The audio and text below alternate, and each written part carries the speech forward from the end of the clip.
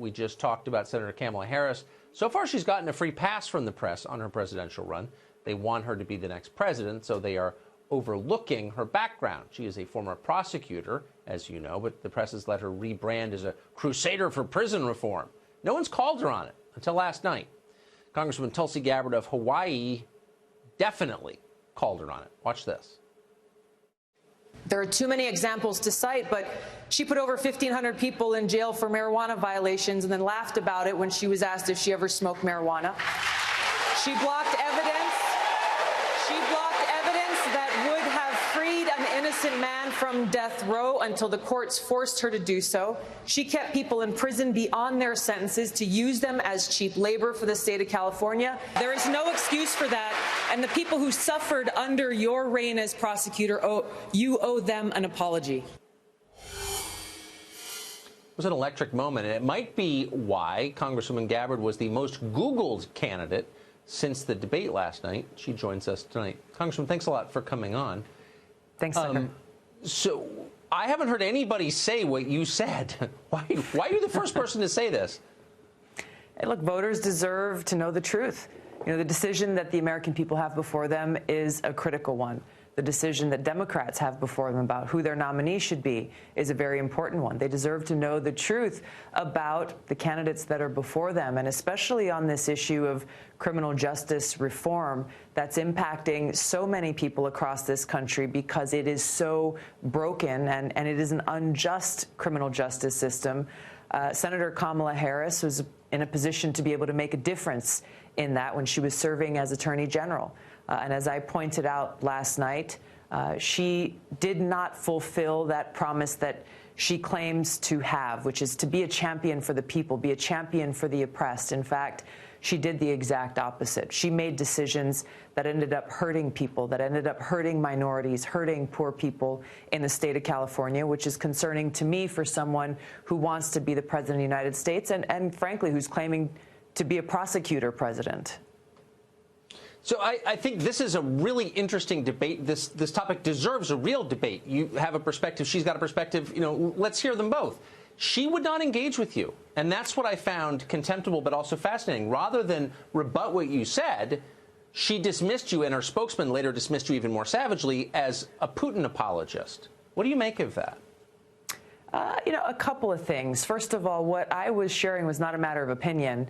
These are widely reported facts and reports about her tenure as Attorney General in California, her career as a prosecutor. And we're not talking about something that happened, you know, 30 years ago or 50 years ago. These are things that she did in her last job, just before she was elected as U.S. Senator, and she should be held to account for them. She's claimed to be very proud of this record, so answer for it. The voters deserve to know. But you're right. She refused to answer the question. She refused to engage on the debate stage. And the responses from her and her campaign after the debate was basically to lob cheap smears and basically say that I'm a traitor or a foreign agent or a Trojan horse or whatever it was, and trying to feed those talking points to the media. So, you know, this is concerning on many levels about how a Senator Harris would govern as president, that if there are those who are critics of her or her record, you know, for me, I'm a two-time veteran of Middle East deployments. I'm a soldier currently still serving in the Army. I'm a sitting member of Congress, and she's smearing me in this way.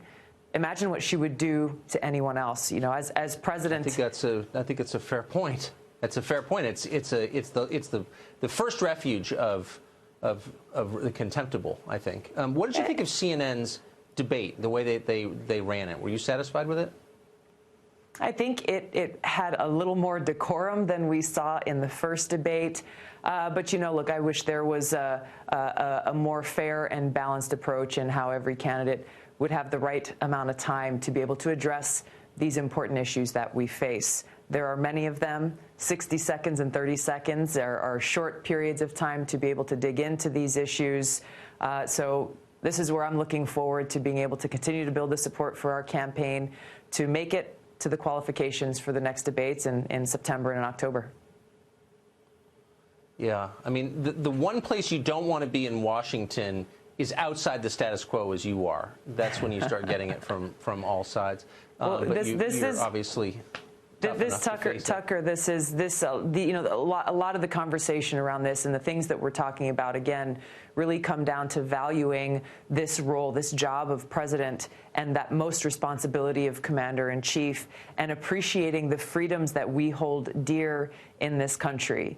You know, if I have the honor and privilege of serving as president, I can guarantee you that if there are critics to my record or people who disagree with my policies, I'm not going to label them as foreign agents or traitors. Having this vigorous debate is a part of who we are as a country.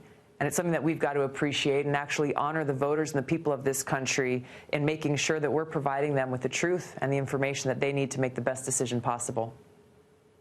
Amen. Tulsi Gabbard, thanks a lot for coming on tonight. Appreciate Thank you. it.